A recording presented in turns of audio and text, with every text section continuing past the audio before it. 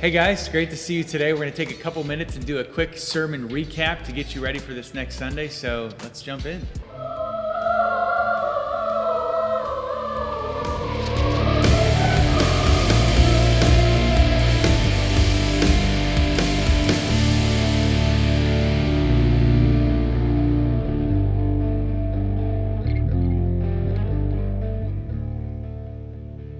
Yeah, so can you tell us what this past week's sermon was about? Yeah, we're finishing up John chapter 7. And so the sermon was really a reminder of what Jesus said in verses 37 through 39. And then we spent a bulk of the sermon looking at how people responded to the teaching. Okay. What did Jesus say in these passages? Jesus said, out of your heart will flow the living water. What did he mean by that? Yeah, there's something incredible, I think, out of that. The word heart, actually, in that passage is the word koilia, where a lot of times we would think the word heart is cardia, which is a typical word for heart. But koilia means like the deepest, basest parts of our sensual affections. Oh, okay. So he says, out of our sensual affections will flow rivers of living water. And I think it was really significant because Jesus was promising them that he could provide them satisfaction, fulfillment at the very deepest levels, that they would never thirst again. And it was a huge promise which the people understood in their culture because of the words he used, and they had differing responses to it. Sure. And so then when Jesus says, that our sensual affections will be transformed, what does that look like and how does that manifest itself? Yeah, so Jesus taught that the Holy Spirit, who had not come yet, would transform those base parts of our lives into rivers of living water. Oh, okay. Okay, interesting. So how did the people respond to this very out there weird thing that he was saying? Yeah. The crowds, some of them thought he was a prophet. Okay. Some of them thought he was the Messiah. Sure. But especially the religious leaders became very angry and wanted to arrest him. So just kind of the continuing Yes. mounting tension there Yes. of the whole situation. Okay, very cool. What are some case studies from this passage?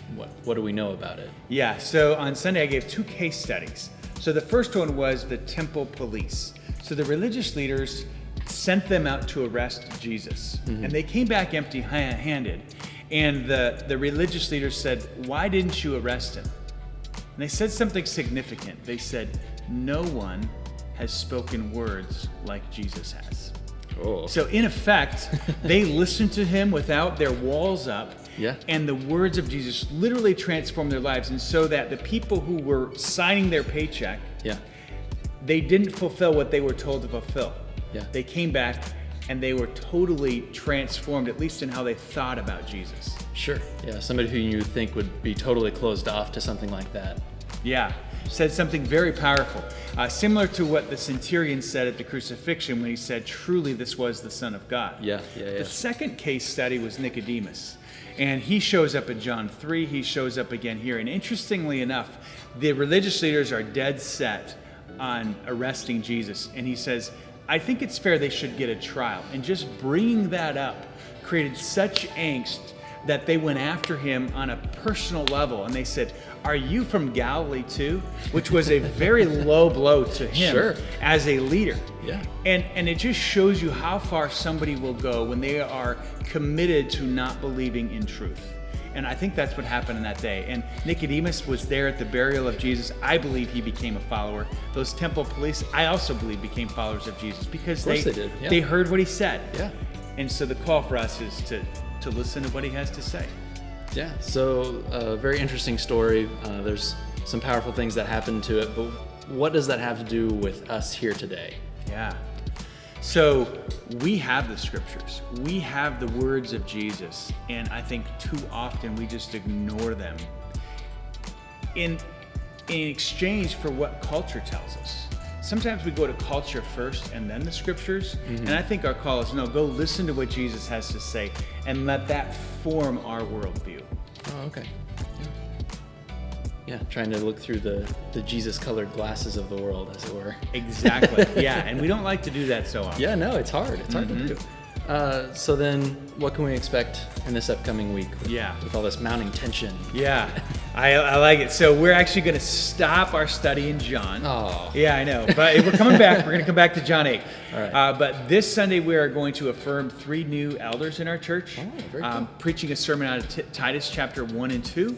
And we'll be having some affirmation. It'll be a great time getting to know the new elders. And then coming up the next 2 weeks, we're going to do something on finances with regard to Financial Peace University. And then a short sermon series about how we can become fully satisfied in Jesus.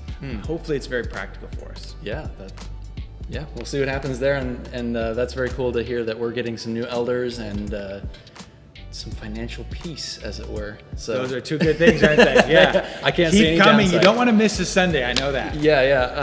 We apologize for last week's live stream.